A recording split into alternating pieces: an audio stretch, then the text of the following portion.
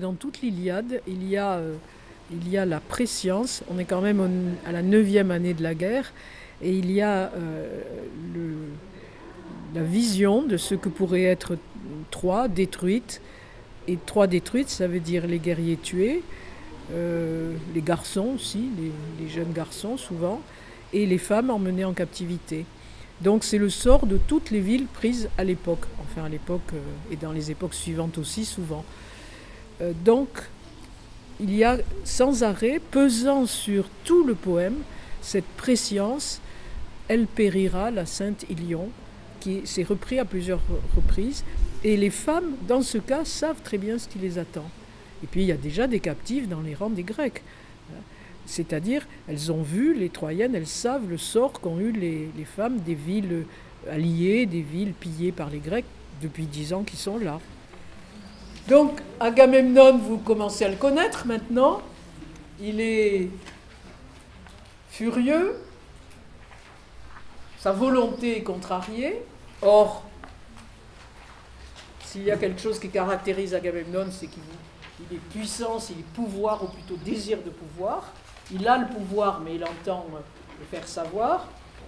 Maintenant encore, dit-il à Calchas, devant les Danaens, autre nom des Achéens, Danaens, ce sont les Grecs, les Grecs d'avant les Grecs, tu déclares au nom des dieux que si celui qui frappe au loin leur forge ces mots, c'est que moi, j'ai refusé la rançon magnifique de la jeune Chryséis, parce que je désire fort la garder en personne chez moi.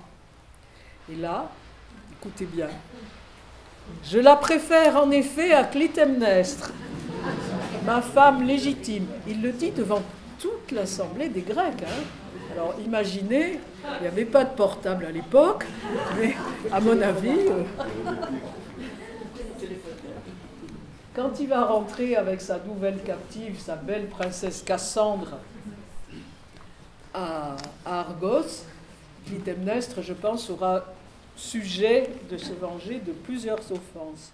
Les femmes comme butin de guerre, à l'époque moderne, ça se traduit par quelque chose d'encore plus, je dirais, barbare, bon, pour employer un terme grec, d'encore plus délibéré, qui est le viol comme arme de guerre, c'est-à-dire pour détruire le moral de l'ennemi, pour aussi faire que les femmes ennemies, ça s'est vu en Bosnie, et des enfants de leur agresseur, bon, ou comme on voit au Congo, et ainsi de suite. Là, le viol, il est évidemment présent, mais pour ainsi dire en filigrane, ça veut dire que toutes les captives sont le repos du guerrier, mais ce n'est pas évoqué sous cette forme-là.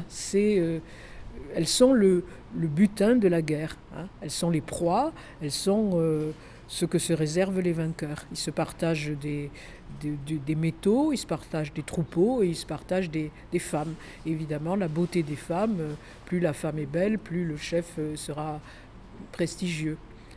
Et je comparais ça avec ce qu'on voit dans les guerres modernes archaïques modernes, c'est-à-dire dans toutes les guerres du XXe siècle, les femmes qui sont évidemment, alors je pense, je sais pas, aux Berlinoises en 1945, mais je pensais tout récemment à un article que j'ai lu sur les femmes yézidis qui ont été vendues comme esclaves, littéralement, et ne trouvent guère de défenseurs aujourd'hui dans les autres ethnies, parce qu'elles sont considérées comme une minorité païenne par toutes les autres, par les Kurdes, par les chiites, par les sunnites, etc. Et on les voit, elles se voient mal revenir dans des villages qui se sont déjà attribués aux vainqueurs.